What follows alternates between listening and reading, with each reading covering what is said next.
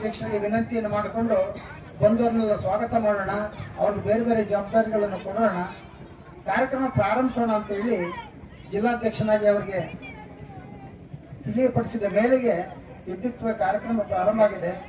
ವೇದಿಕೆಯಲ್ಲಿರ್ತಕ್ಕಂಥ ಎಲ್ಲ ಗಣ್ಯರೇ, ವೇದಿಕೆಯ ಮುಂಭಾಗದಲ್ಲಿರ್ತಕ್ಕಂಥ ಎಲ್ಲ ಪ್ರಮುಖರೇ, ಕುವೆಂಪು ಅವರನ್ನು ಮಾತು ಹೇಳ್ತಾರೆ, ಯಾರು ಮುಖ್ಯರಲ್ಲ, ಯಾರು ಅಮುಖ್ಯರಲ್ಲ ಅಂತ.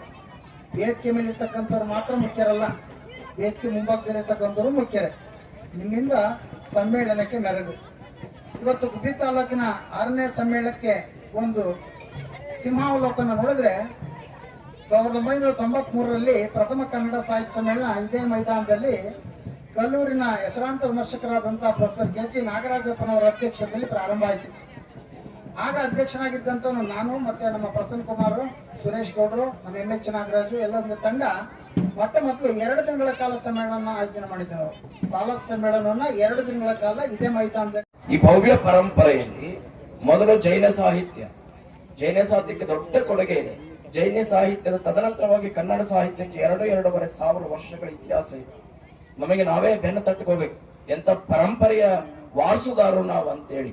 ಬರೀ ಬರವಣಿಗೆ ಮಾಡೋರು ಅಷ್ಟೇ ವಾರಸುದಾರರಲ್ಲ, ಯಾರು ಕನ್ನಡದ ನೆಲದಲ್ಲಿ ಹುಟ್ಟಿದ್ದೇವೆ ಅವರೆಲ್ಲರೂ ಆ ಸಾಹಿತ್ಯದ ವಾರಸುದಾರರೇ ನಾವು. ಮಂಟಪ ಇದೆ. ಪ್ರತಿ ವರ್ಷ ಸ್ವಾಮಿಗೆ ಶಿವರಾತ್ರಿ ದಿವಸ ನಾನು ಬಂದಿದ್ದೀನಿ ಲೇಖನದಲ್ಲಿ.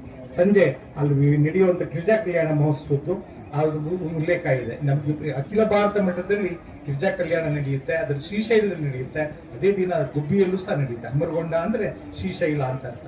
ಇಂಥ ಅಂಥದ್ದು ಹಾಗೆ ಅದ್ಭುತವಾಗಿರುವಂಥದ್ದು. ಮುಂದೆ ಹೊಯ್ಸಳ ಕಾಲದ ವಿಗ್ರಹ ಇದೆ. ಒಂದು ಶಿವ ವಿಷ್ಣು ಇಬ್ರು ಇರುವಂಥದ್ದು.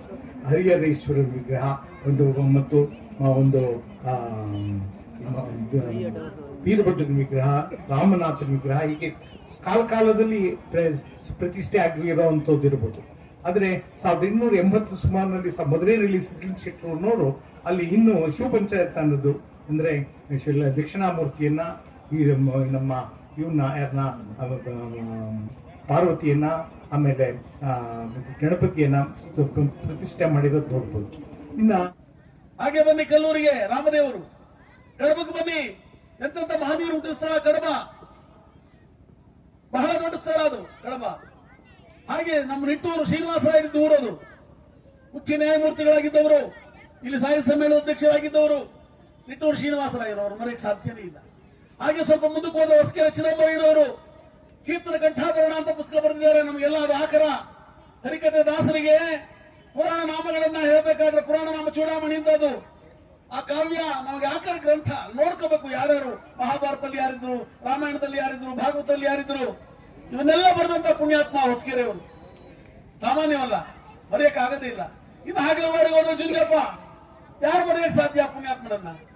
ಇಲ್ಲೇ ಕೂತಿದ್ದಾರೆ ಚಿಕ್ಕಣ್ಣ ಎಣ್ಣೆಕಟ್ಟೆಯವರು, ಬೇಕಾದಷ್ಟು ಸಂಶೋಧನೆ ಮಾಡುವಂತ ಪುಣ್ಯಾತ್ಮ. ಈ ನೆಲದ ಮಣ್ಣಿನಲ್ಲಿ ಹುಟ್ಟು